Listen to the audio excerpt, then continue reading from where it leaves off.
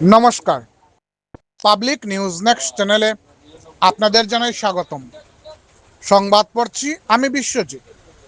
গত দুদিনের প্রচণ্ড বৃষ্টিপাতে রাজ্যের রাজধানী গৌহাটি মহানগরের 50% রাস্তাঘাট জলের তলায় চলে গেছে। অনেক স্থানে জল কোমর পর্যন্ত হয়ে যাওয়ায় সোমবার থেকে অনেক স্থানে যানবাহন চলাচল বন্ধ করে দেওয়া হয়েছে। আচমকা জমা জলের এ তাণ্ডবে গৌহাটি মহানগরের হাজার হাজার জনগণ প্রচণ্ড বিপাকে পড়েছেন। তো চলুন গৌহাটি মহানগরের জলে ডুবে থাকা কিছু এলাকা দেখে নেই পাবলিক নিউজ নেক্সট চ্যানেলের ক্যামেরায়। ধন্যবাদ। বর্তমানে আমি রয়েছি হাতিগাঁও।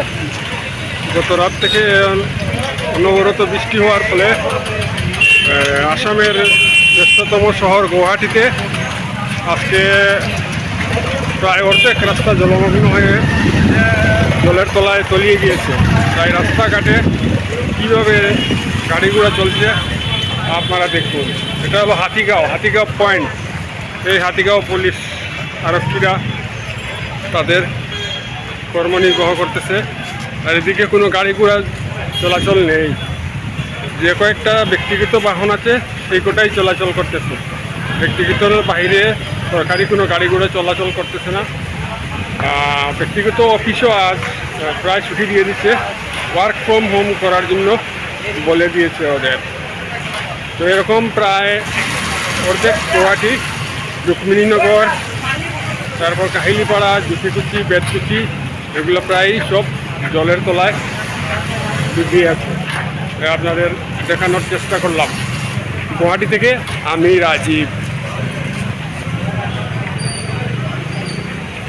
জলের তলায় গাড়ি চলে যাওয়ার ফলে অনেক গাড়ির ইঞ্জিন বিকল হয়ে যায়। তারপর এই হাজিরা মানুষ দিয়ে ঠেলে ঠেলে বের করে নিতে হয়।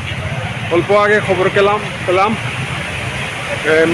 মালিগাঁওয়ে এই ফুটপাতের উপর মেইন হোলের গর্তে পড়ে একজন মহিলার মৃত্যু হয়েছে। আপনাদের দেখানোর চেষ্টা করলাম সরাসরি গুয়াহাটি থেকে।